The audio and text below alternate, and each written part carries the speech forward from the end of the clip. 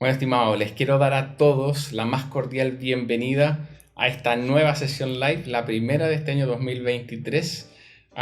Estuvimos todos aquí de vacaciones en el equipo, así que con las pilas puestas para todo lo que viene para este 2023. Y hoy día nos reúne un live bien especial en donde vamos a empezar a abordar algunos aspectos que no habíamos abordado en lives anteriores.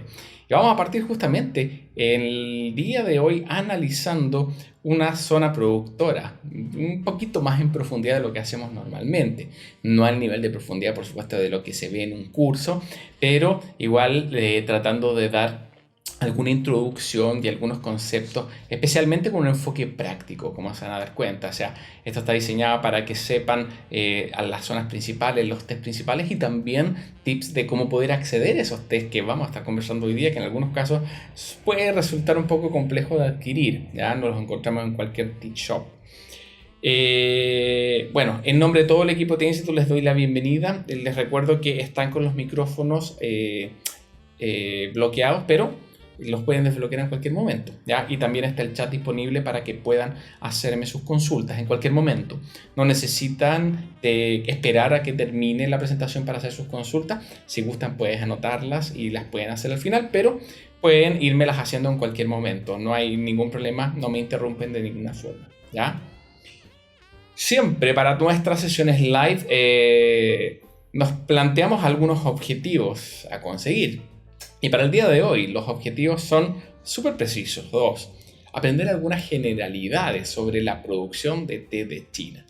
Aquí vamos a hablar de algunos aspectos generales sobre su producción, ¿ya? A nivel botánico, qué pasa, pero también nos vamos a introducir en algunos aspectos también comerciales, para tener una idea general en todos los ámbitos relativos a la producción de té de China, porque no es solamente el proceso de la tierra, sino que hay muchos ámbitos asociados a la producción que son importantes de conocer para entender por qué China hoy día juega un rol tan importante dentro del mercado del mundo del té, ¿ya? Vamos a estar analizando como segundo objetivo las principales regiones productoras, sus características, vamos a ver algunas fotos maravillosas de algunas zonas y vamos a estar conversando acerca de algunos de los tés más famosos que se producen en ellas. Y también les voy a ir dando algunos tips de cómo poder acceder a ellos y cómo no cometer el error de pensar que estamos comprando un té famoso por el hecho de estarlo comprando en China y que no nos engañen, ¿ya? Porque eso de verdad sucede mucho. Y vamos a tratar de evitar y vamos a dar tips para que no les ocurra eso, amigas y amigos. Bueno, partamos con nuestro primer objetivo abordando lo que es conversar sobre algunas generalidades sobre la producción de té en China, la cual data de mucho tiempo, probablemente algunos de ustedes ya lo saben. Es la bebida más popular en China y, ojo, la segunda bebida más consumida en el mundo después del agua. Y se ha producido en China por más de 5.000 años. De hecho, China es uno, aquí yo lo corregiría, ¿ya? Yo no hago esta presentación por si acaso. Pero aquí dice, China es uno de los mayores productores, efectivamente, pero es el mayor productor de té a nivel mundial. Aquí no, está bien redactado porque en realidad habla de exportadores también, porque a pesar de ser el mayor productor, no es el mayor exportador de té en el mundo. Eso qué quiere decir que consumen mucho el té que producen, ¿ya? Sin embargo, es el mayor productor en cuanto a los volúmenes, ¿ya? Al tonelaje que se produce, ¿ya? Y es reconocido por ser cuna de todas las tipologías de té existentes y por poseer variedades de té de muy alta calidad y de mucha tradición. En China podemos encontrar tés muy malos y tés muy buenos. En términos generales, la calidad de sus tés son buenas, ¿ya? Porque no tenemos que entender que un té es bueno o es malo, o que su calidad es buena o mala. Va a depender mucho del tema precio y del segmento al cual esté orientado. Hay tés de menor calidad, pero eso no hace que esos tés sean malos. Probablemente pueden ser muy buenos dentro de un rango de precio específico, dependiendo del mercado al cual esté enfocado. Pero hoy para todos los gustos se caracteriza por la producción de tés ortodoxos mayoritariamente, aunque igual producen tés del tipo CTC. Cuando hablamos de tés CTC nos referimos a tés de bolsita producido a través del proceso de molienda intensiva, de oxidación rápida, que se viene de las siglas Crash Stir Curl en inglés, ¿ya? Pero en general producen muy buenos tés ortodoxos mayoritariamente tés verdes. aunque produce todas las tipologías, y tal como lo dice aquí en la presentación, es cuna de todas las tipologías de té. Creo que es una de las únicas zonas que es famosa por producir todos los tipos de té y todos en altos volúmenes, a diferencia de algunas zonas diferentes que se especializan en algunas tipologías a pesar de que puedan tener otras. Ejemplos: Japón, que se especializa en los tés verdes. ¿Puedes encontrar tés negros? Sí, puedes encontrar tés negros y tés blancos también, muy caros por lo demás. Pero si analizamos qué porcentaje representa esa producción en términos de todo lo que se produce en Japón, probablemente sea menos de un 0,05%.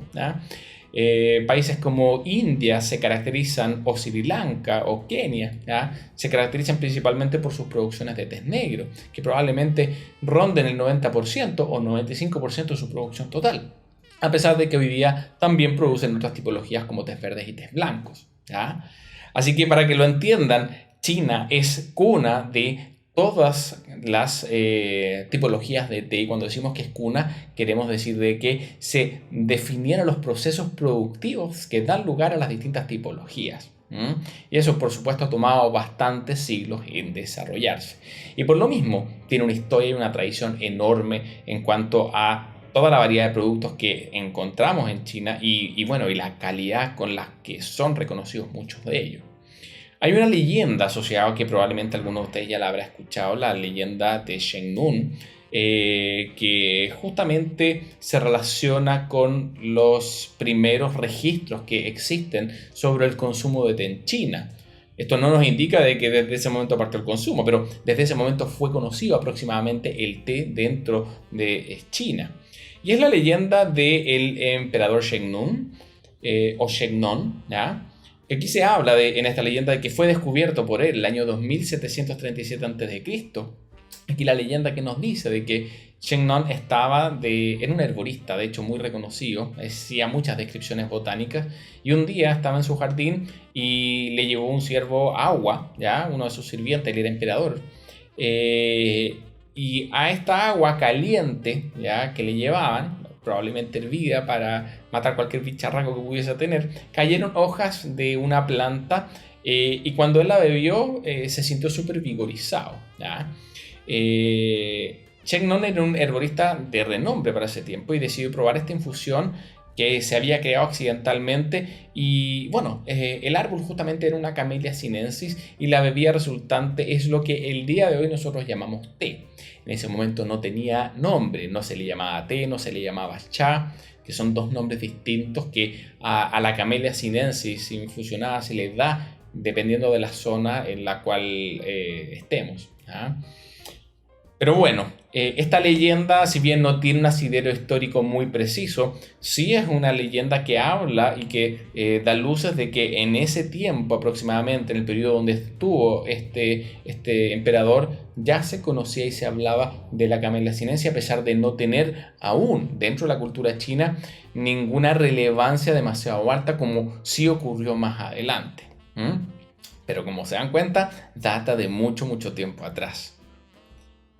¿Qué otras generalidades podemos hablar de China? La mayoría del té que se produce en China se produce en regiones montañosas y templadas, como la provincia de Shenyang, Fujian, Anhui y la provincia de Yunnan al sureste.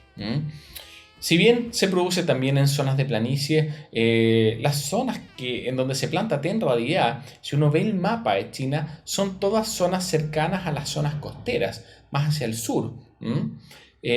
Porque China tiene una geografía bien particular, hay una enorme parte de China que es súper inhóspita.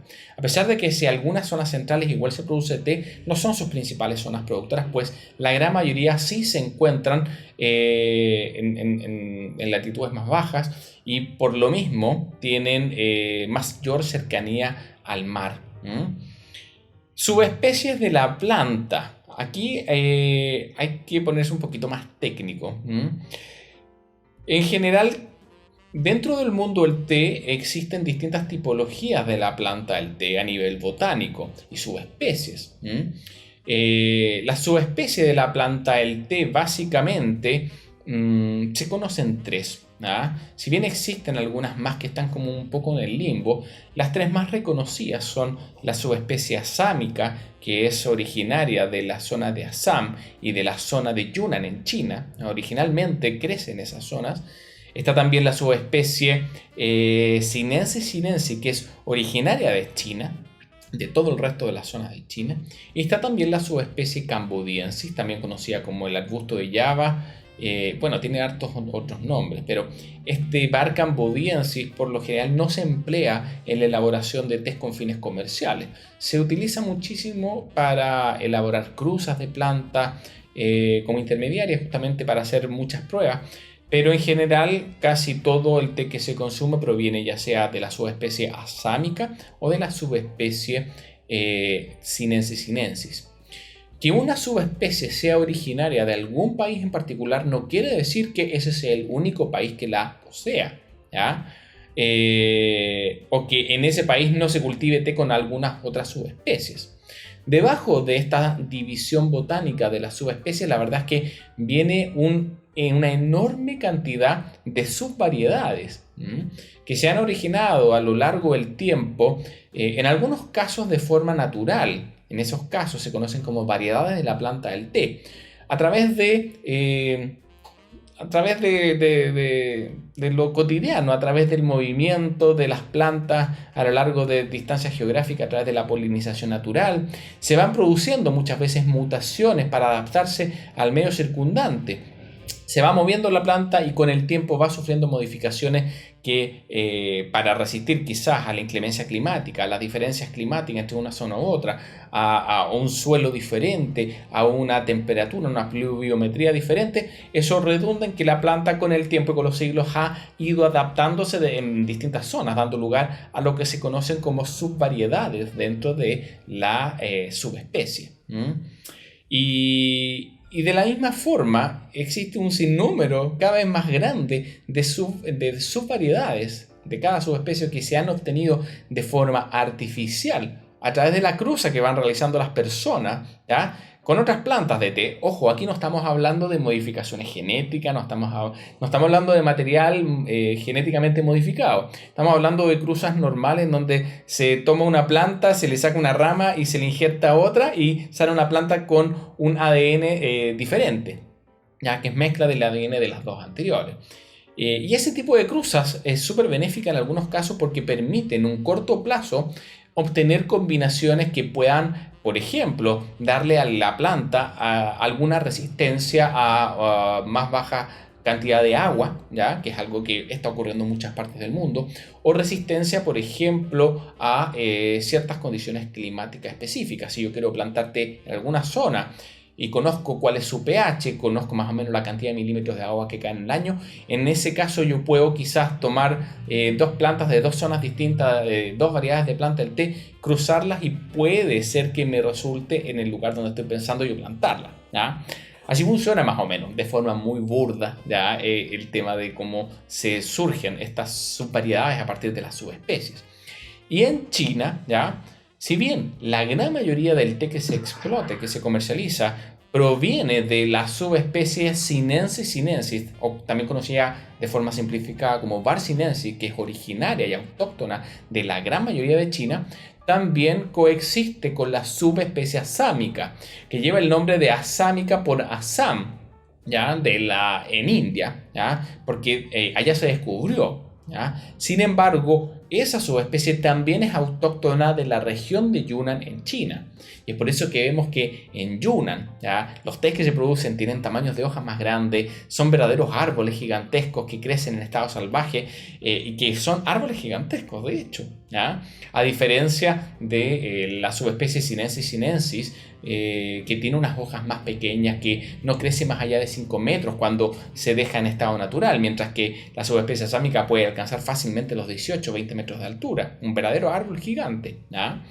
Son los procesos de poda intenso que se les van dando a las plantas los que finalmente hacen que se vea como nosotros hemos aprendido a reconocer la planta del té, que se ve como arbusto, pero en estado natural crece como árboles. Así que, volviendo a lo que está aquí en la presentación, tenemos entonces dos subespecies que conviven dentro de China y que por tanto dan lugar a la producción de los tés. Y hay tés muy famosos. La gran mayoría de los tés que se producen provienen de la subespecie Sinensis sinensis, pero una cantidad importante de tés muy famosos proviene de la subespecie sámica de la región de Yunnan. Ahí lo vamos a estar conversando más adelante. ¿Qué otras generalidades podemos hablar? Aquí hay algo muy importante que quiero que sepan y que está ligado a lo que les estaba comentando recién. No les dije números, pero a principios de la década de los 80, el gobierno chino, ¿ya?, por la relevancia que el té estaba teniendo en su economía, decidió optimizar sus procesos de cultivo y para ello hicieron un catastro de todas las distintas variedades de planta del té que existían y ya para ese entonces también cultivares desarrollados por las personas. Y se dieron cuenta que había aproximadamente en torno a los 2.700 entre cultivares y variedades de la planta del té. Es decir, esas subvariedades que por zonas van teniendo características, un ADN distinto y que dan lugar a sabores distintos, a una química diferente en taza. Y para que tengan una idea de la enorme variabilidad química que puede desarrollar la planta, dependiendo de las diferentes zonas de la cual provenga. Y esto solamente hablando de China. Bueno, este catastro tenía la finalidad de analizarlas, ¿ya?, y establecer cuáles de ellas podían tener un mejor prospecto comercial, es decir, podían dar tés de mejor calidad y podían al mismo tiempo ser más eficientes en cuanto a los niveles o kilos de producción por hectárea. Y después de ese análisis se dieron cuenta de que se podía reducir a un total de 30 cultivares entre cultivares y variedades de la planta del té para producir la gran mayoría de los tés más famosos de China.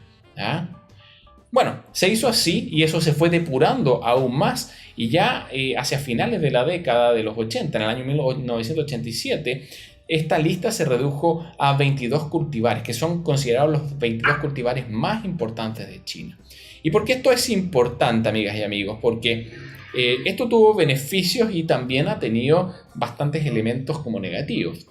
Por una parte, el gran beneficio es que efectivamente se dieron muchos incentivos para que los productores, en China en general la producción de té es muy de granjas muy pequeñitas que finalmente pasan a factorías que tienen una componente gubernamental y una parte privada en donde se procesa todo ese té. Y los incentivos hacia los productores, ¿ya?, estaban que utilizaran justamente este tipo de semillas específicas, de estos cultivares bien particulares. Y habían subsidios para eso, y algunas de las plantas manufactureras no consideraban plantas cosechadas que no fueran de estas, ¿ya? Eso aumentó, por supuesto, la productividad, disminuyó costos, eficientó el proceso productivo del té y mantuvo, y en algunos casos se fueron desarrollando nuevos cultivares para mejorar la calidad. Sin embargo, después del tiempo, 25 años después, se dieron cuenta de que todas las plantaciones, y esto es un fenómeno que ha ocurrido a nivel mundial, la disminución de los cultivares con los cuales se trabaja y que se plantan, ¿ya?, es tan reducido que la variabilidad genética se ha reducido un montón. Y esto puede traer grandes consecuencias porque la subsistencia de las especies en general viene muy de la mano ligada a la variabilidad genética que se va desarrollando, ¿ya? Eso permite la supervivencia muchas veces de las especies. Hay un caso muy particular como lo que ocurrió con las plantaciones de café en Sri Lanka. Antes de que se plantase tenca en Sri Lanka, en Ceilán se plantaba café. Y vino una infección de un bichito que mató todas las plantaciones de café en todo Sri Lanka, justamente por la baja variabilidad genética, porque casi todas las plantas plantadas eran muy similares y se vieron todas afectadas. Y el que exista poca variabilidad genética implica que existan ese tipo de riesgos, los cuales no se había sopesado. Y bueno, y con el tiempo, en los últimos 15 años, ya 20 años, en general, esto a nivel mundial se ha ido incorporando a partir de estas otras subvariedades que no se consideraban en términos productivos, igual se han ido incorporando en las cruzas para aumentar la variabilidad genética, ¿ya? Así que el mundo de los cultivares y de las variedades de la planta del té también es bastante complejo. Solamente les explicaba todo esto para que tuvieran alguna idea en relación a qué es lo que ocurre específicamente en China y por qué también existe tantas calidades, tantas variedades de productos y tantos perfiles de aroma y sabor que podemos obtener en un té. Justamente proviene de todas estas distintas variedades de plantas que existen. ¿Ya? ¿Alguna consulta hasta ahora? Recuerden que está el chat, también me pueden hacer sus consultas por voz. Yo continúo por acá. ¿Ya? Aquí se me quedó un poco chica la lámina, debo decirlo. Me imagino que para ustedes igual. Aquí lo que aparece en esta lámina es los niveles de producción de té, ¿ya? Dividido por las distintas tipologías. Aquí vemos que el té verde concentra más de un 70%, seguido del oolong, luego el té negro y las otras tipologías casi nada. Tenemos un 10% de oolong, 72% té verde, 6,4% toda su producción té negro. Fíjense algo bastante relevante que tiene que ver con el nivel de productividad que tiene China por hectárea. Aparece también en este cuadro. Pero un dato muy llamativo, creo que uno de los más importantes, es la tasa de exportación que figura acá, que es solo de un 14%, es decir, de todas esas 2.300.000 toneladas producidas al año, solo un 14% de ese té va a dar a los mercados internacionales y todo el resto es consumido internamente por China. Eso es mucho consumo interno, como se pueden imaginar, ¿ya? Bueno, aquí no se alcanza a ver muy bien los cuadros, la verdad. Voy a mencionarlo para que mejoren esto y no coloquen cosas tan chiquititas. Pero básicamente lo que muestran los otros cuadros es cómo ese número, esa exportación de té, o sea, ese 14%, cómo se divide y a dónde va a dar.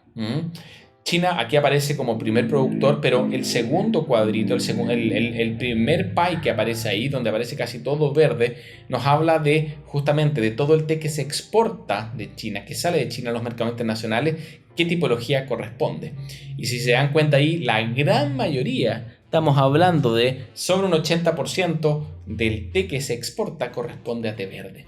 Algo de té negro, algo de oolong y una muy baja cantidad del resto de las tipologías. Es decir, China lo que más exporta es té verde principalmente, pero también té negro y ojo, el oolong no deja de ser. Si llevamos estos valores a las cantidades producidas, igual vamos a ver que es una producción súper grande que va a dar a los mercados internacionales. Este otro cuadro también nos muestra otros elementos asociados a la producción de China, pero su comportamiento como país productor en relación a las ganancias que percibe a partir de la comercialización de té. Aquí nos habla de que antes veíamos que estaba en primer lugar dentro de los productores de té, sin embargo, figura en tercer lugar, ¿ya? En términos de los ingresos que percibe. O sea, de todos los países y de los ingresos o valor de mercado, como se denomina, ¿ya? Que generan los países que producen té, China está en tercer lugar en cuanto a las ganancias. Los primeros lugares los ocupa Kenia y luego Sri Lanka. Y es porque son países que están enfocados principalmente a la comercialización de los productos en los mercados extranjeros. Y eso hace de que sean en términos de valor, el dinero que ingresan o que generan a partir de esa producción que se exporta, son los mayores, ¿ya? Están en los primeros lugares. China está en un tercer lugar con aproximadamente 1.600 millones de dólares anuales de ingresos justamente por la venta de sus té. Y aquí se muestran también cuáles son las principales zonas productoras. Tenemos Fujian, tenemos Anhui, tenemos Shenyang, tenemos Hunan, ¿ya? Yunnan. Probablemente la menos relevante acá es Hunan, ¿ya? Se producen tés, pero no es la zona más famosa, pero produce tés igual, ¿ya? Así que bueno, la idea de todo esto es que tengan alguna perspectiva sobre lo que es la producción y la posición que tiene China en términos también competitivos, ¿ya? Con su producción de té. No sé si tienen alguna duda. Siento algunos micrófonos.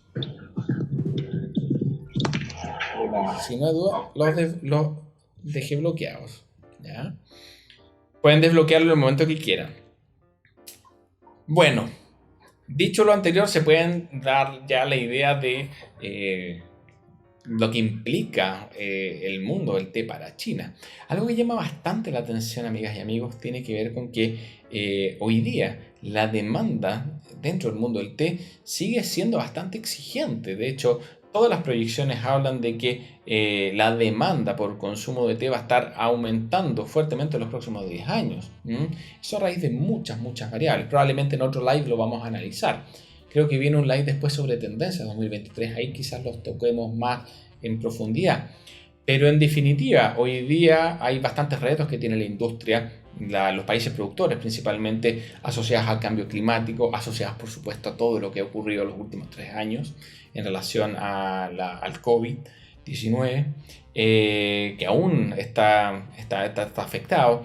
Todo lo que ha sucedido también con las cadenas logísticas, que ha afectado también la disponibilidad de los productos de té, frente a una demanda creciente y cada vez más creciente. Así que hay todo un reto para los países productores que siguen buscando la forma de plantar más, cosechar más, ser más eficiente, mantener calidad y mantener precios competitivos, que suena muy fácil, pero el mundo real es tremendamente complejo. Bueno, ahora vamos a analizar zonas productoras. Vamos a conversar sobre las 4 principales y nos vamos a enfocar en ver cuáles son sus tés y algunos tips que vamos a estar conversando sobre esos tés también. Bueno, aquí viendo el mapa vemos lo que les mencionaba antes. ¿Se acuerdan? Les decía de que, mire, aquí en este mapa ni siquiera se alcanza a ver China en totalidad, ¿ya? Sin embargo, casi todas las zonas productoras están justamente en los bordes de las zonas como costeras y todas las principales zonas productoras, salvo Hunan, ¿ya? Y Anhui, tienen contacto con el mar, ¿ya? Las más importantes aparecen allí. Si se dan cuenta, Anhui y Hunan son las únicas que están más al centro. Hunan es las que están más al centro o quizás más alejadas de las zonas costeras en comparación a todas. Así que vamos a empezar a verla. Y todo el resto de China, la verdad es que si bien en algunas zonas se planta té, no son zonas reconocidas por los bajísimos niveles de té que producen, ¿ya? Bueno, la primera zona de la cual vamos a estar conversando es Fujian, ¿ya? Volvamos un poquito al mapa. ¿Dónde está Fujian? Fíjense acá. Esto es Fujian, en esta zona. Fujian, primero que todo, es un lugar maravilloso. Es un lugar muy lindo. Tiene una geografía súper escarpada, con montañas en algunos casos no tan altas, pero con mucha bruma, bastante lluvia, ya especialmente en la época como de verano. Llueve mucho, pero tiene una geografía, la verdad es que muy linda, mucha agua, es muy verde, tiene un clima, por supuesto, súper tropical, subtropical, como dice acá en la presentación, mucha lluvia, calor y humedad, además de un rico suelo que genera condiciones excepcionales para que pueda cosecharse té por hasta 10 meses en el año. Fujian es reconocido como la cuna de los tés blancos, y es porque los tés blancos más famosos se producen justamente acá. Tés famosos como el Bai Hao Ginseng, el White Peony, ¿ya? Bai Mudan y bueno, varios otros tés blancos se producen justamente acá. Aquí justamente dice cuáles son sus tés más famosos. Tés blancos como el Bai Hao Ginseng o el Bai Mudan. Tés azules como el Tiu Wenjin o el Da Hong Pao, ¿ya? Tés verdes con jazmín, tés negros como el Golden Monkey y el Lapsang Souchong son oriundos de esta zona. Ahí vamos a silenciar. Bueno, en relación a los tés blancos, el Bai Hao Ginseng es probablemente uno de los tés blancos más famosos. Es un té blanco elaborado solamente a base de brotes y brotes muy particulares de unas plantas que se obtienen a partir de un cultivar que tiene una data muy antigua dentro de China, que se llama el Fuding Dabai. El Dabai, ¿ya? De la localidad de Fuding, dentro de Fujian. Y da lugar justamente, su característica es que son plantas de té, arbustos que cuando uno los ve recién en la primavera son súper blanquecinos porque tienen las características de desarrollar brotes sumamente blancuzcos, muchos brotes. Primero, la cantidad de brotes es súper alta, y además, ¿ya? Las características de esos brotes son muy aterciopelados, a diferencia de otras zonas en donde los brotes, si bien pueden sentirse aterciopelados, no se sienten tan peludos como los brotes de esas plantas, de esa zona específica. Y eso da lugar al famoso Bai Hao Ginseng. Da también lugar a otro que se llama el Bai Mudan. Los Bai Mudan también se producen allí. Dentro de los Pine Mutant hay distintas categorías, que son los tés blancos de hojas y brotes más famosos. En relación a la relación numérica que exista entre la cantidad de hojas y brotes, bueno, hay distintas categorías. En las categorías más altas está el famoso White Peony o el Pine Mutant también. El Pine Mutant es como el Pine Mutant que se obtiene justamente de las plantas, de las hojas de esta zona de Fuji, ¿ya? Mientras que el Pine Mutant tradicional proviene de otras zonas de Fujian, pero igualmente es de una calidad muy alta, muy floral, muy delicado, pero también tiene distintas categorías en función justamente al cuidado de su proceso productivo en relación al momento de la cosecha. Pero cuando está elaborado de buena calidad, inclusive los de las cosechas más tardías, los summer crop como se les llaman, que son los cortes de verano, son de una calidad, pueden ser de pura hoja. Sin embargo, cuando lo infusionan, tiene una calidad, unos aromas florales impresionantes. Los tés azules, el famoso Tío Wanjin o Oolong Tea Conjum, es el oolong creado en honor a la diosa de la misericordia del hierro, en una deidad dentro de China, ¿ya? El famoso Da Hong Pao, probablemente uno de los oolong más caros. Hay mucha leyenda y mucho mito también en función al Da Hong Pao, y esto para que lo sepan. Se habla muchas veces de que hay plantas hay plantas que dan lugar al Da Hong Pao, que son las plantas milenarias, que son los 6 árboles más antiguos justamente del parque de Wuyishan en Fujian, que dan lugar justamente al Da Hong Pao original, que era el que tomaban algunos emperadores hace unos siglos atrás. Si bien hace mucho tiempo no se produce té con esas hojas y esas plantas se tienen, que están en una parte específica del parque de Wuyishan, extremadamente protegida, están en altura de hecho. Las características que tiene el parque de Wuyishan es que todos los tés que provienen de allí y en general de esa zona se les conoce como los Wuyi Rock Teas, que son los tés que crecen en la roca de Wuyi, del parque Wuyishan. Y porque verdaderamente las plantas crecen en lugares súper inhóspitos. De repente hay una roca y las plantas de té crecen ahí, en tierra, pero en una zona con un pH muy particular, porque crecen en roca, de hecho, literalmente. Y el Da Hong Pao, ¿ya?, se elabora, ¿ya?, con algunos cultivares que son específicos del parque de Wuyishan. Tiene un proceso productivo bien particular, ¿ya?, son hojas bastante grandes, pero una de las características que nos permite reconocer a un Da Hong Pao original de Wuyishan es el aroma mineral que tiene. Cuando uno camina por el parque de Wuyishan, hay un aroma muy característico mineral que está en el ambiente. Uno lo siente en el ambiente cuando prueba cualquier Wuyi Rock Tea, porque dentro de los Wuyi Rock no solamente está el Da Hong Pao. Todos los tés que provienen de la zona de Wuyishan, Xingshun Mei, Lapsang Souchong y varios otros que se producen ahí en ese mismo parque, tienen la característica de tener sus notas particulares asociadas a su tipología y proceso productivo, pero recogen estos elementos minerales. ¿Y qué es lo que sucede? Muchas veces uno puede encontrar Da Hong Pao que los venden hacia los mercados internacionales y lo llaman Da Hong Pao y tiene un precio enorme como precio de Da Hong Pao. Pero cuando te llegan, si conoces el verdadero Da Hong Pao, te das cuenta que no es el verdadero Da Hong Pao, que probablemente es un oolong de muy buena calidad, igualmente, ojo, que le llaman Da Hong Pao porque replica el proceso productivo, pero que no proviene del parque de Wuyishan. Así que siempre que quieran comprar Da Hong Pao, asegúrense que el productor les dé alguna evidencia que corresponda justamente a un Wuyi Rock Tea, a un té de la zona de Wuyishan, ¿ya? Eso es clave. Lo mismo pasa con el Lapsang Souchong.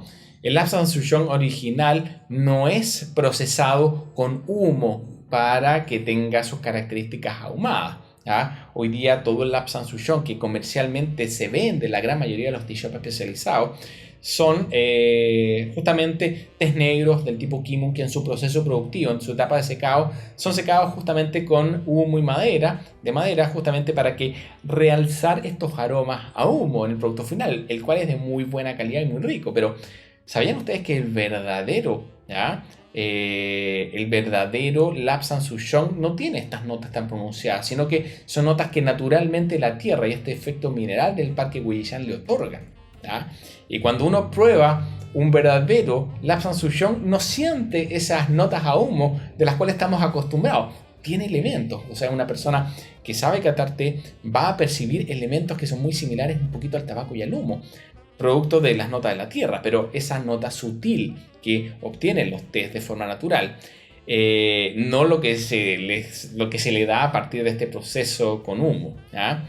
Ambos son extremadamente ricos igual, ¿ya? Pero los Lapsang provenientes del Parque Guyana y los Da Hong Pao tienen esa característica, ¿ya?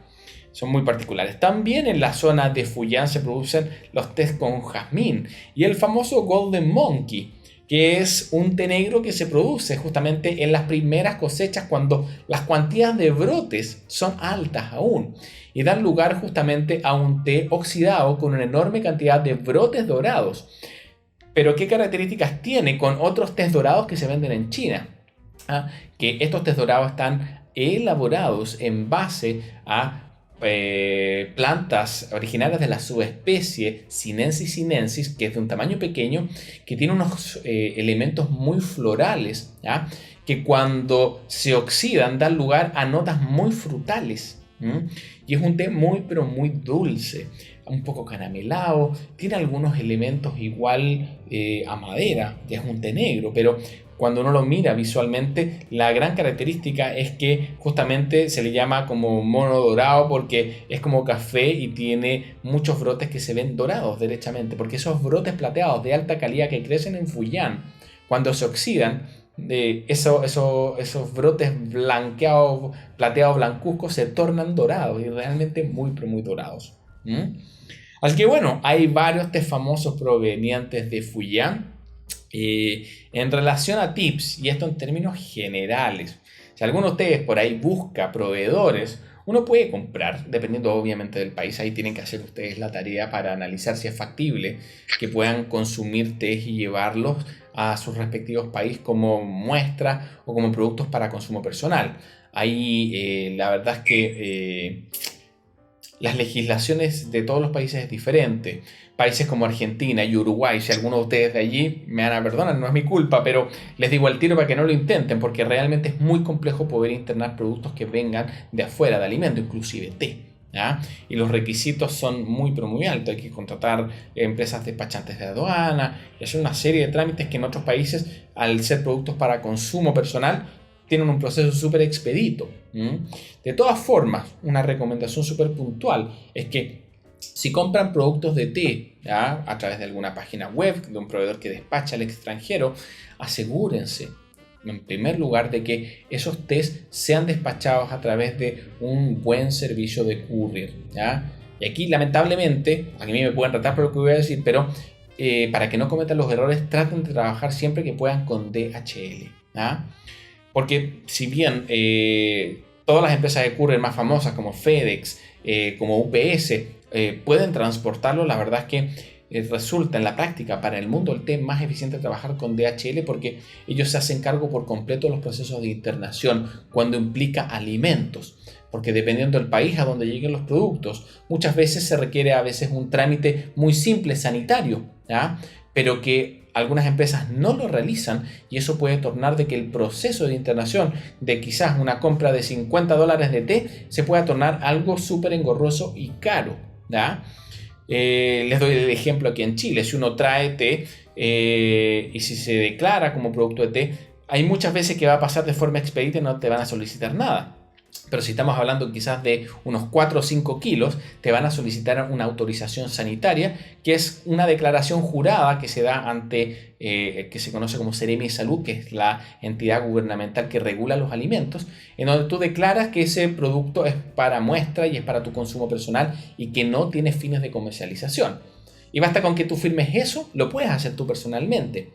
Pero las empresas de courier, cuando te toca hacer un trámite de ese tipo, la verdad es que no te permiten a ti mismo retirar la documentación de su oficina. Muchas veces te obligan a tener que contratar una empresa intermediaria para que haga esa gestión. Y la verdad es que eso puede elevar muchísimo los costos. Pero DHL en todo el mundo para alimentos, ¿ya?, ellos verifican primero, cuando eso es despachado, de que efectivamente ese país puede recibirlo, pero todos esos trámites los hacen por ti, te los cobran después. No los cobran caros, los transfieren esos costos a ti, pero hacen el proceso mucho más expedito. Así que eso va a depender muchísimo también de la legislación que cada uno de sus países tenga. Si ustedes quieren traer productos desde China, por ejemplo, productos famosos como los que hemos conversado, ¿ya? pueden encontrarlos también. Ojo, estos productos pueden encontrarlos en cualquier tea shop especializado. No sé si en cualquier tea shop especializado, la verdad, pero tienen que preguntar. Ya tienen algunos tips, tienen que saber. O sea, si la persona no sabe de dónde viene su ajo en pavo, bueno, pruébenlo igual. En una de esas es bueno y rico. Pero bueno, no siempre se van a encontrar con los mejores productos en cualquier parte, ¿ya? Y hay algunos tés que efectivamente pueden ser más difíciles de encontrar, como un Da Hong Pao, como un Golden Monkey, ¿ya? Como un Lapsang Souchong original. En cualquier tea shop les aseguro que el Lapsang Souchong van a encontrar, pero el verdadero Lapsang Souchong, no este procesado de forma artificial con humo, es muy difícil de encontrar fuera de China, ¿ya? Así que, bueno, hay varios tips con respecto a los productos. Guadalupe, hay un té oolong de la marca Bantam en Amazon en oferta. ¿Es buena marca? Dependiendo, o sea, hay que ver qué tipo de presentaciones son. En Amazon probablemente vas a estar encontrando productos más de, quizás del tipo CTC, quizás encuentres productos en hebras ortodoxos, no lo sé, no sabría decírtelo la verdad, así que hay tantas marcas, la verdad que es muy difícil saber efectivamente la calidad, y a veces una misma marca puede tener distintas calidades. El caso, por ejemplo, Harney & Sons. Harney & Sons trabaja productos de primera línea, ¿ya? En sus tea shops en distintas partes de Estados Unidos. Tiene los mejores tés del mundo, pero también tiene líneas que son mucho más comerciales, que vienen en saquitos y aromatizadas de forma artificial. Así que hay de todo. Así que no es una pregunta. Si mira, si gustas después, ahí sale mi Instagram. Sígueme por Instagram. Tomar una foto, creo que es lo mejor que puedes hacer. Me mandas el aviso y para ver, y efectivamente ahí te puedo decir, oye, ¿conviene o no conviene? Así que veámoslo de esa forma mejor. ¿Ah? Bueno. Siguiente zona productora. No sé si alguno más tiene alguna duda con respecto a lo que hemos conversado sobre estos test de los que hemos conversado acá, para que les queden bien clarito y ojalá tengan la oportunidad de probarlo. Si alguno de ustedes los ha probado, siéntanse en la libertad también de comentarlo y decir qué les han parecido. En lo personal, cada uno de los test que están ahí, la verdad es que me parece maravilloso por sí mismo. El Baijiao Ginseng, de verdad que es increíble, un verdadero Da Hong Pao. Es algo que cuando lo pruebas realmente dices, wow, ¿qué es esto? ¿De dónde sale este sabor? Y es el sabor mineral de la tierra de Guishan. ¿Ya? Bueno, continuemos con nuestra siguiente zona en análisis. Y en este caso vamos a pasar a analizar la región de Shenyang, una zona también extremadamente famosa dentro del mundo del té. Corresponde a una zona, tal como dice aquí la presentación, costera, húmeda, de clima subtropical y muy, pero muy brumosa. Además se caracteriza porque posee una geografía súper mixta con zonas planas y zonas montañosas. Además también es muy famosa por tener un suelo muy rico en minerales. A diferencia, eso sí, de lo que es la zona de Fujian, no es una zona tan mineral. Solamente el parque de Guiyang que yo les hablaba antes, efectivamente tiene algunos tés que son muy minerales por proceder de esa zona en particular, pero en términos promedio, toda la región de Shenyang donde se produce té, su suelo es más mineral que el de Fujian. Y la verdad es que da lugar a tés bien particulares. Los tés más destacados, hay tés muy masivos que se producen allí, el famoso Ganpander y el Shunmi, ¿ya? También tenemos el famoso Longxing, también conocido como Dragon Well o Longjing, que es su nombre correcto. De hecho, el verdadero Longxing, su nombre verdadero es el Longjing y proviene de una zona muy particular conocida como la Longjing Village. Ya me voy a estar refiriendo a eso. En general, tenemos que tener muy presente de que parte de la producción de tés que tiene la región de Shenyang se enfoca a la producción masiva de tés de consumo también masivo. Mucho té verde, especialmente de estos que les mencionaba, el Shunmi, o que quiere decir cejas bellas, y el Ganpander, bolitas de cañón, que son tés un poquito más como corrientes, por decirlo de alguna forma. Ojo, que hay diferentes calidades de cada uno de esos tés, pero en términos promedio, ambos tés, y que se producen de forma muy masiva en Shenyang, son tés más corrientes, que tienen notas no tan delicadas como los tés de primeras cosechas más de alta gama como que hemos conversado, pero igualmente son muy buenos tés. El Ganpander es un té súper vegetal, se caracteriza porque tiene esta forma de bolitas de cañón que son muy características, probablemente los han visto, que se le dan muchos ciclos en donde el té va siendo calentado, comprimido, ¿ya? y bueno, eso lo torna en algunos casos unas bolitas muy pequeñitas. Por otra parte, el Shumei es un té que tiene una forma, son puras hojas, ¿ya? Generalmente de las cosechas más de verano y casi hacia el final del verano y inicios de otoño inclusive. Y es un té un poquito más tosco, es un té que es muy intenso, o sea, en comparación a los tés de alta gama, estos dos tés que estamos hablando son tés que en taza se presentan y se manifiestan justamente con una coloración mucho más intensa, un color naranjo bastante intenso para hacer un té verde, y son más fuertes de sabor, se sienten vegetales, es posible detectar en ellos en algunos casos notas ahumadas, notas vegetales también más intensas, algo más de amargor, también algo de astringencia. No son tan complejos en términos organolépticos, es decir, las familias de descriptores aromáticos que podemos encontrar en ellos probablemente va a ser un poco más pobre por el hecho de ser tés más comunes y más corrientes y más baratos. Sin embargo, recalco de que dependiendo del momento de la cosecha en donde se desarrollen esos Shumei o esos Gampander, podemos encontrar también calidades muy diversas. Aquellos que se elaboran con las primeras cosechas o las primeras cosechas destinadas a ellos, ¿ya? Porque por lo general la primera cosecha en esta misma región productora no se va a destinar a producir un Shumei o un Gampander. Probablemente se van a producir otros tés en primer lugar. Y luego, ya con las cosechas más tardías, se van a producir estas otras tipologías. Pero lo importante es que de cada uno de ellos también pueden haber diversas calidades en función de las partes de la planta que se utilicen, en función también del momento de la cosecha. Un ejemplo de esto muy claro es el famoso Gampander Temple of Heaven. O el Gampander de Templo del Cielo, que es muy famoso, que se elabora justamente con lotes de hojas muy pequeñitas de primera o segunda cosecha y da lugar a un Gampander que tiene esta forma tan tradicional de bolita como de cañón. Sin embargo, no tiene una presencia en boca tan tosca como el Gampander más tradicional, ¿ya?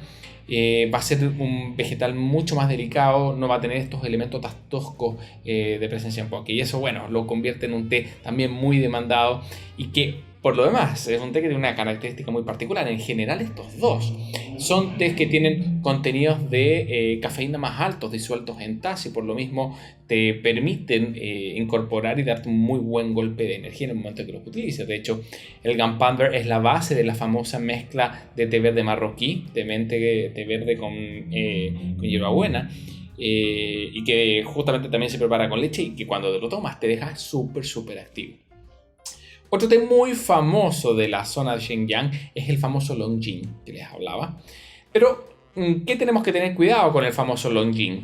El Longjing, para que tengan idea, es un té que sufre un proceso muy particular en donde su inhibición, ¿ya?, de la enzima que provoca la oxidación, el polifenol oxidasa, se inhibe con calor seco en wok. Es decir, las hojas de té y los brotes son cosechados y automáticamente es como que se cocinaran en unos wok súper grandes en donde se coloca el té y se va amasando, se va moviendo con las manos, con ambas manos por lo general.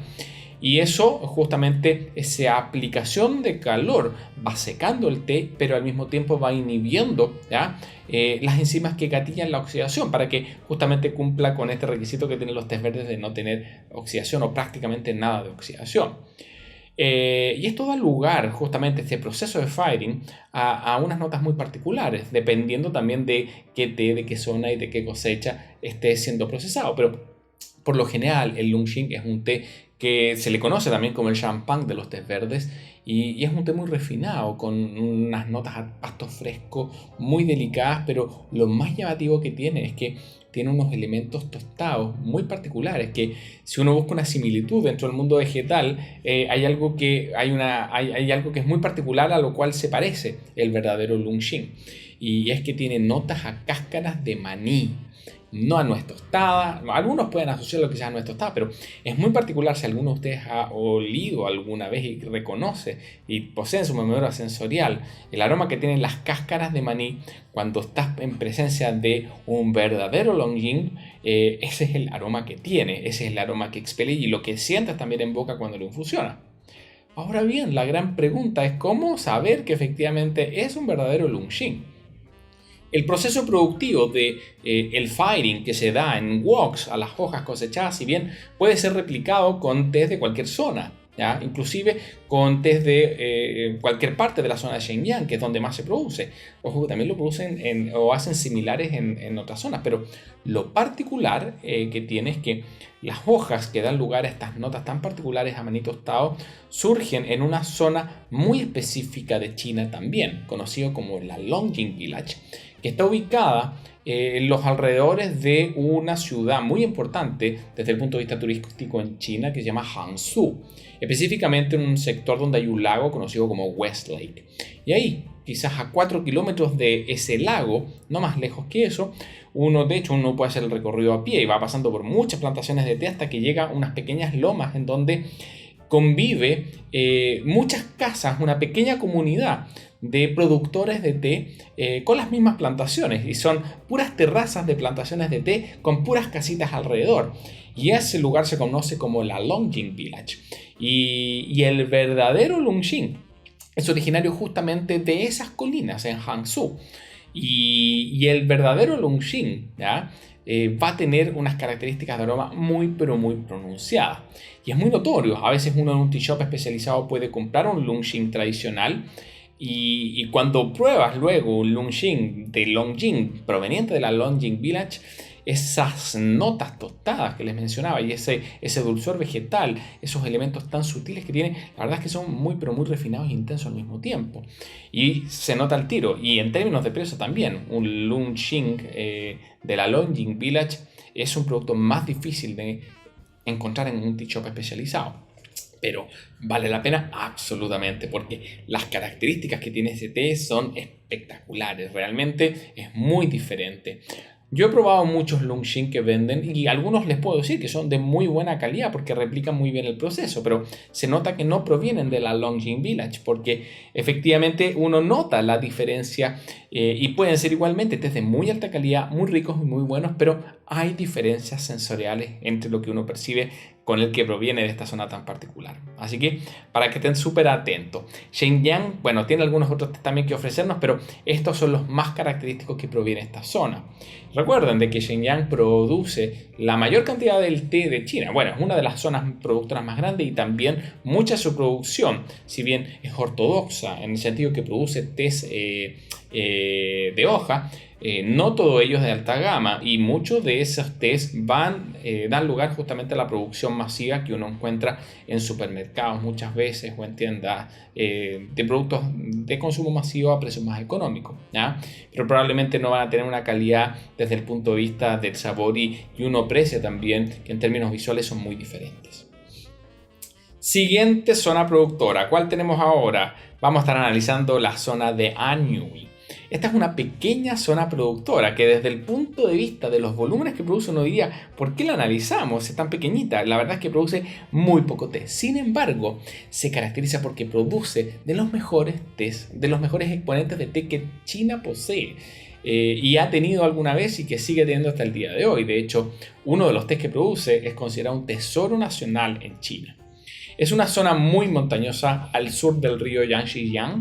Tiene un clima súper templado, temperaturas 15 a 18 grados Celsius, mucha lluvia, en torno a los 1600 milímetros. Harta lluvia estamos hablando. Y bueno, ¿qué características tiene? Tiene lluvias que están concentradas principalmente en verano y primavera, y un suelo muy rico en hierro y humus. Y eso, por supuesto, da lugar a características diferentes al resto de las zonas. La gran mayoría de los tés más famosos que se producen en algunas localidades muy particulares que están ubicados alrededor de un famoso monte, de una famosa montaña que se llama la montaña Wangshan, el Wangshan Mountain, que es una montaña dentro de un circuito de montañas conocidos como las Yellow Mountains en Anhui, las montañas amarillas, que también es otro punto de interés turístico. Muchísimo turista, no extranjero. Bueno, en China es muy difícil ver turismo extranjero, muy poco en realidad, pero el turismo interno es demasiado fuerte, y la montaña Wangshan es uno de los puntos más álgidos en términos turísticos, especialmente en la época de verano. Pero ojo, no se produce el té en las montañas, ¿ah? Como lo que veíamos antes en la zona de Fujian, en el parque de Guyishan. Aquí es diferente. Bueno, les recomiendo alguna vez, si están y tienen la oportunidad de ir, que vayan al monte Huangshan. De verdad que es un espectáculo. Si son buenos para el trekking, es un trekking maravilloso, les va a encantar. Pero ojo, hay que estar preparado. Trekkings para subir el monte Huangshan, que es un trekking el más básico de 4 horas subiendo escaleras. No un trekking tradicional por un camino, subiendo escaleras, literalmente. Y hay algunos que demoran hasta 8 o 10 horas, ¿ya? Algunas rutas. Sin embargo, lo más difícil, más que subir, es bajar, amigas y amigos. De verdad, duelen más las piernas cuando uno baja. Bueno, teniendo esto muy presente, analicemos cuáles son sus tés. Los tés más famosos de esta zona son el famoso Wangshan Maofeng y Wangshan, justamente asociado a la famosa montaña de Wangshan, y el famoso Taiping Hokway. Ambos espectaculares por sí mismos. Wangshan, como les decía, Wangshan Maofeng, un tesoro nacional de China, es uno de los tés es uno de los regalos más finos que se puede dar en China en términos de té. Y es un té espectacular. Realmente les voy a explicar cuál es la rareza que tiene el Wangshan Maofeng. Es un té que cuando uno lo ve, se ven como los brotes muy verdecitos. Se ven unas hojas que son muy como espiguitas, larguitas y muy finas, ¿ya? Que cuando uno las infusiona, da la impresión como que no liberaran nada de química, porque uno ve la taza infusionada y ve algo así como lo que decimos aquí en Chile como una agüita perra, una agüita que no tiene casi color y uno piensa que no va a tener sabor a nada. Sin embargo, la concentración química es tan especial que es muy aromática, pero tiene una manifestación de textura en boca extremadamente intensa y fuerte, y unas notas a pasto suave muy pero muy delicadas. Pero probablemente lo que más llama la atención, además de sus notas florales, ya esos elementos también a pasto tan suaves y sutiles, es que cuando se agrega en boca se percibe una sensación táctil que se denomina textura, que para que lo entiendan es como una pequeña oleosidad. Es como si uno pasase su lengua contra el paladar y sintiese como que hubiera un poquito de aceite o contra los labios. Y cuando tú te tomas ese té, te deja una sensación oleosa en boca que es muy, pero muy pronunciada. Y es raro porque uno ve y es como que diablo, y es casi una explosión de sabor y textura en boca cuando uno lo prueba. Solamente se produce con tés provenientes de unas localidades que están por debajo del monte Wangshan. Y lo mismo sucede con el famoso Taiping Hokway. Y el Taiping Hokway tiene unas características también muy especiales. Primero, en términos visuales, es un té que tiene una hoja extremadamente grande. Es un cultivar muy particular que da lugar a unas hojas muy pero muy largas. Creo que tengo acá, se las voy a mostrar. Creo que tengo también Wangshan Maofeng. Voy a ver si encuentro para poder mostrárselos. Pero para que entiendan, es un té que tiene la particularidad también de ser un té súper delicado, que también tiene textura, pero tiene unas notas florales a orquídea muy, pero muy particulares. Pero probablemente, en términos visuales, lo que más llama la atención justamente es la forma y el tamaño que tienen sus hojas. Aquí les voy a mostrar para que vean a qué me refiero. No sé si se verá allí. Ahí estoy tratando de enfocarlo. Fíjense, voy a tratar de acercarlo. Fíjense el tamaño de estas hebras. Son muy, pero muy grandes las hojas.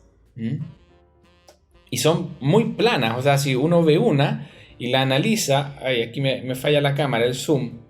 Es como que tuviera 2 dimensiones porque es muy, pero muy delgadita. ¿Se dan cuenta?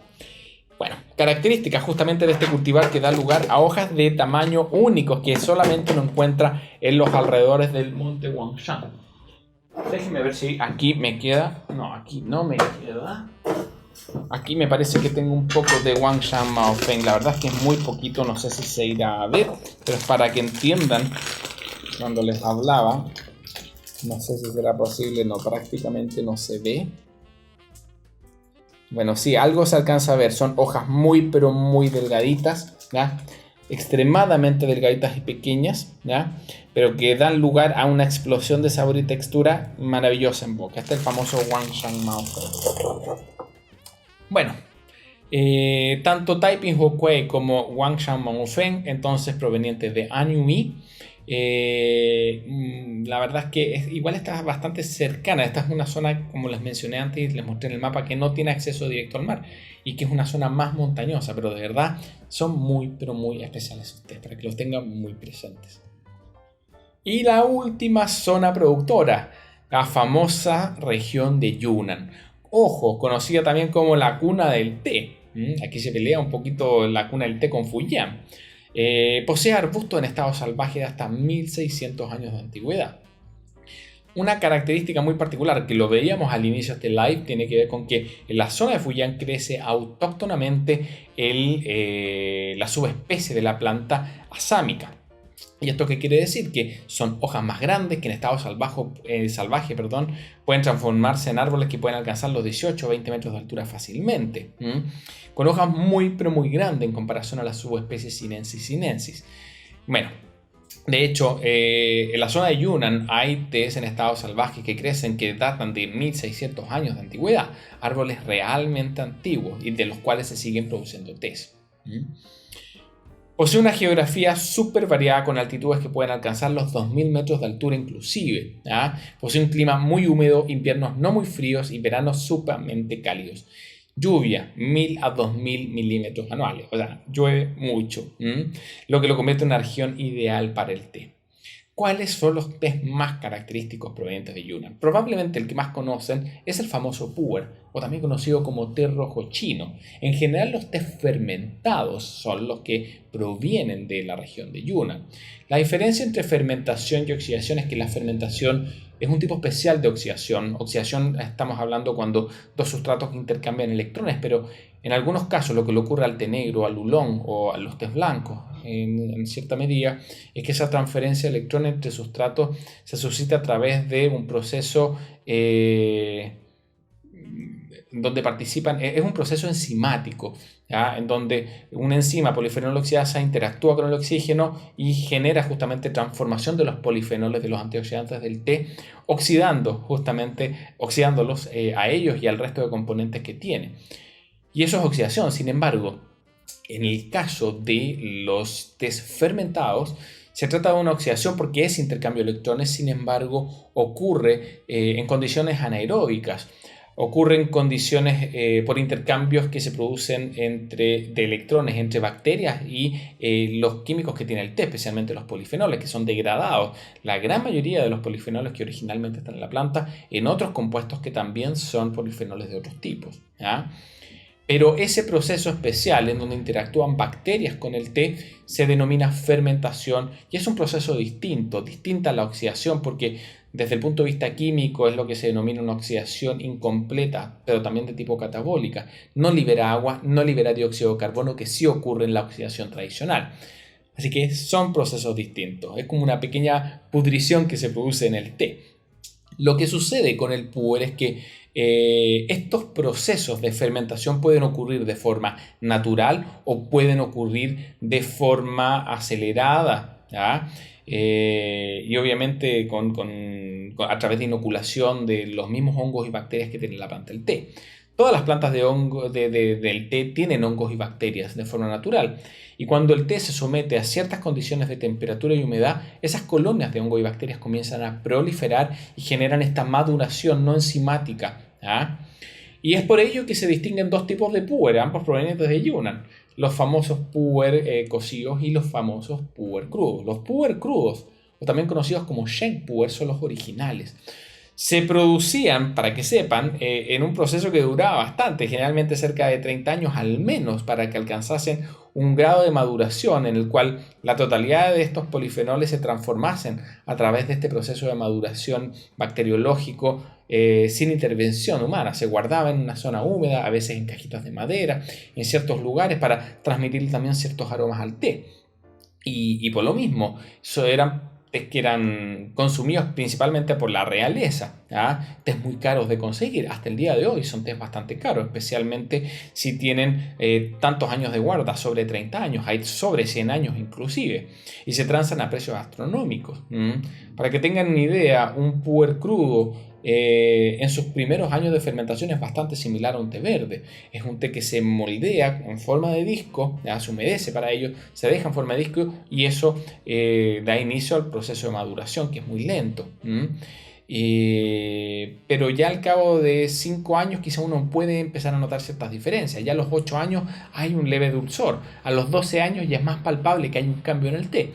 Pero no es hasta los 20 años en donde uno ya puede notar cambios que son realmente más significativos. Ya cuando supera los 30-35 años ya probablemente ha alcanzado un nivel de madurez bastante alto. Depende también de las condiciones en las cuales se deje. Pero ojo que en los Shen Puer lo que interesa no es solamente la ganancia que tiene por las transformaciones químicas, sino que lo que también en las condiciones de guarda le otorgan en términos organolépticos. Hay algunos que se guardan, no sé, en madera de encina, en madera de cerezo, y da lugar a que haya un traspaso de aromas durante todos esos años de la madera hacia el té, logrando perfiles sensoriales muy, muy especializados. Y que se llegan a transar, para que tenga una idea, sobre los $5.000 a veces, un disco de 350 gramos. Estamos hablando de un disco muy pequeñito que se transa a precios muy altos. De hecho, hay estudios que analizan el potencial de inversión que tiene el Shen Puer en China en comparación a otros activos como el dólar o como el oro, ¿ya? Porque efectivamente uno puede comprar uno recién preparado que tenga 2 o 3 años de maduración, quizás por $50, y puede llegar a valer sobre $4.000 al cabo de 30 años, por lo tanto tiene un incremento de precio súper significativo. En términos de sensoriales, es un té muy agradable, con notas muy frutales, un poco como a dátiles, un poco como a frutos, como frutos deshidratados, dulces. También tiene algunos elementos un poco terrosos, pero más delicados y suaves. Y una química también que es muy beneficiosa para la salud por varios motivos. Hay varios lives donde hemos abordado la química y los beneficios del té. Les recomiendo que los puedan ver y buscar por ahí. Ya están en nuestra web publicados, porque el puer en general es caracterizado por una química muy, pero muy potente. Por otra parte tenemos el puer cocido o el shu puer, que tiene características sensoriales muy diferentes. Se obtiene a través de un proceso también de fermentación bacteriológica, pero que ocurre en condiciones distintas, ¿ya? Aquí el té se apila en el suelo, se humedece muchísimo directamente con agua o paños húmedos, ¿ya? Se somete a condiciones de temperatura, ¿ya?, muy especiales y además se inocula muchas veces artificialmente las mismas colonias de hongo y bacterias que son más características dentro del puer. Para que tengan una idea, dentro del mundo de los tés fermentados, dependiendo del tipo de colonia de hongo y bacteria que prolifere en mayor cuantía, es el tipo de fermentación que va a sufrir el té y el tipo de variedad de té fermentado que resulte, ¿ya? Es por eso de que hay otros tipos de té fermentados que se producen en mismo Yunnan o en países como Mongolia, donde por las condiciones climáticas, ¿ya?, y las condiciones ambientales, las bacterias que están con mayor presencia son otras y dan lugar a características organolépticas distintas. Para el caso de Yunnan, bueno, hay una bacteria que es una familia que es la que está en mayor cuantía y que se inocula de forma artificial, y eso acelera este proceso de fermentación que normalmente toma cerca de 30 años y lo hace durar algo así como 45 a 60 días y no más que eso. El té se calienta cuando está súper apilado, luego se libera porque es tapado también con varios paños, con material vegetal, orgánico, y bueno, y se fermenta y se obtiene ese color cobrizo tan característico. A diferencia del puer crudo, que tiene una coloración un poquito más como amarillenta, este se torna muy color cobrizo.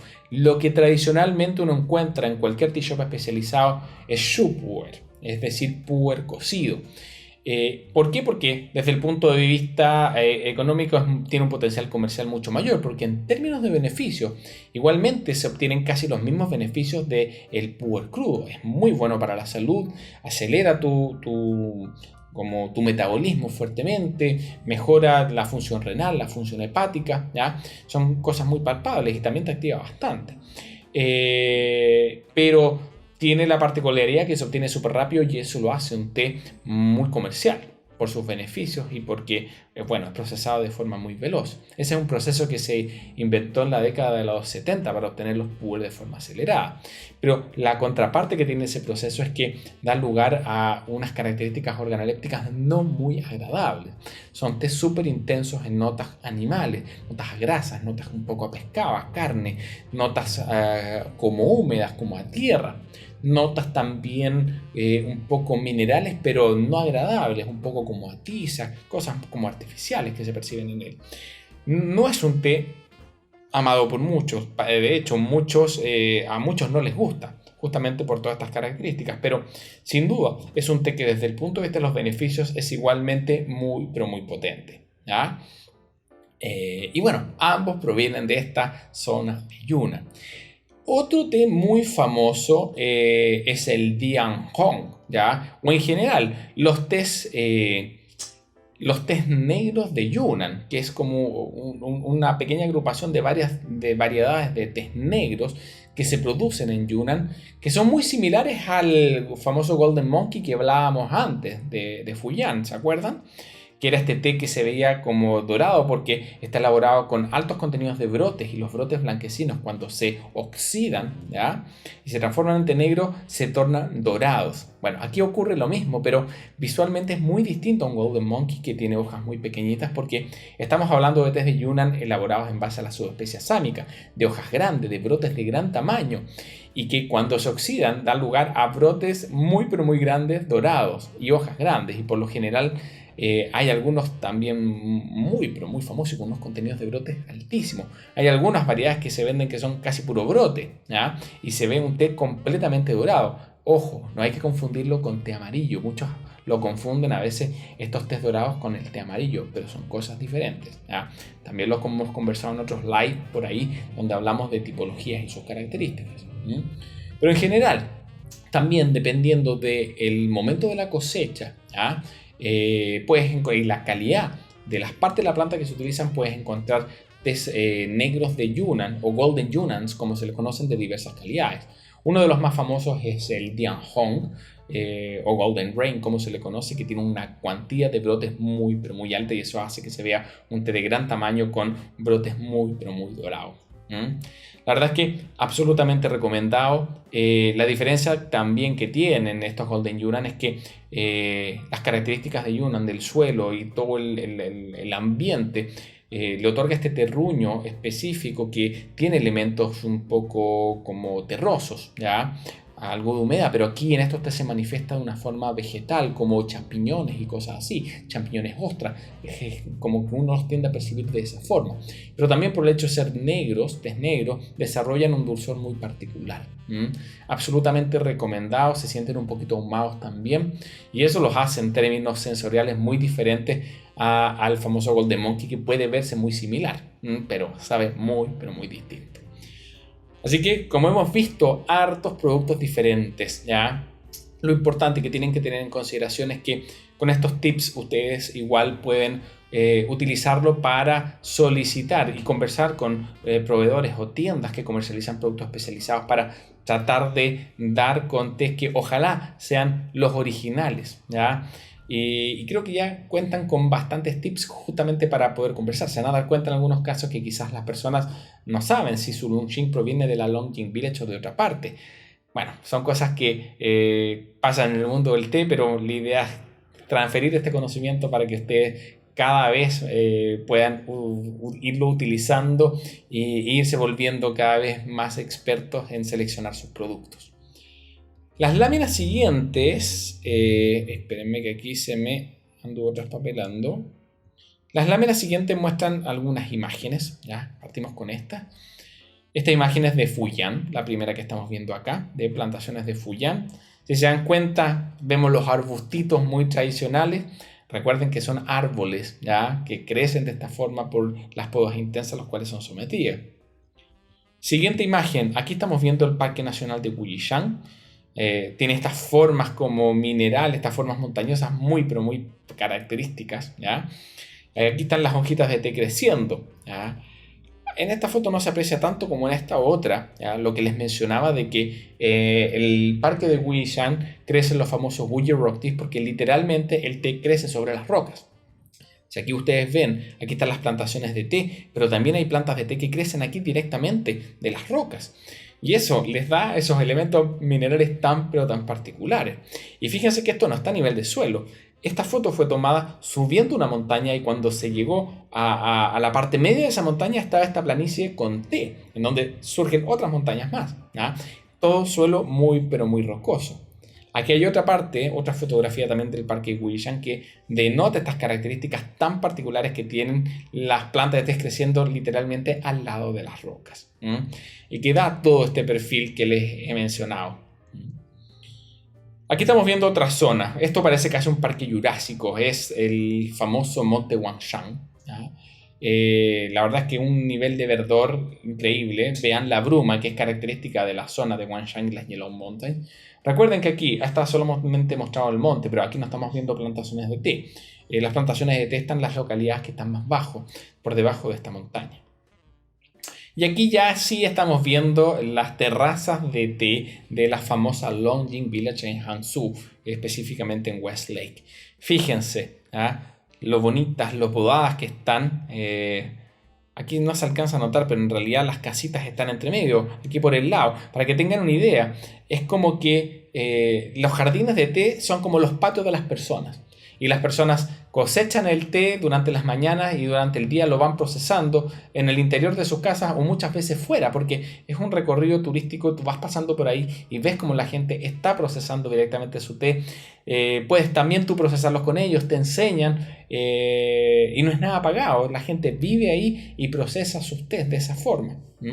Bueno, es una plantación muy pero muy linda. Y fíjense esto último que les quiero mencionar de acá. Vean acá este arbolito que está en el fondo. Es un árbol de té de Camellia sinensis, var sinensis, originaria de China, que crece no más allá de 4 o 5 metros. Muchas veces se dejan por ahí algunos arbolitos que crezcan en su estado natural libre de poda. Y bueno, esto era lo que teníamos para comentarles el día de hoy, ¿ya? Conversar directamente sobre la producción de té de China, sus generalidades y pasar a analizar las zonas de producción más famosas, sus características y los tés que producen. Espero que hayan disfrutado de esta sesión. Nos pasamos levemente del tiempo, ¿ya? Pero bueno, creo que siempre vale la pena. En función del tiempo, si alguno de ustedes tiene alguna duda, la puede dejar enviada, la puede enviar a nuestras redes sociales y será respondida.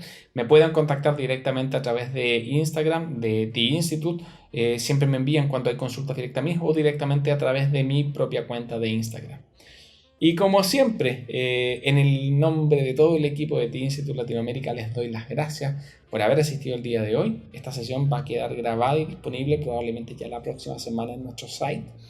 Y revísenla, ¿ya? La verdad es que hay bastante información, hay bastantes sesiones live y notas de blog para que aprovechen y bueno, puedan seguir avanzando en todo esto de la cultura del té, ¿ya? Y seguir aprendiendo junto a nosotros.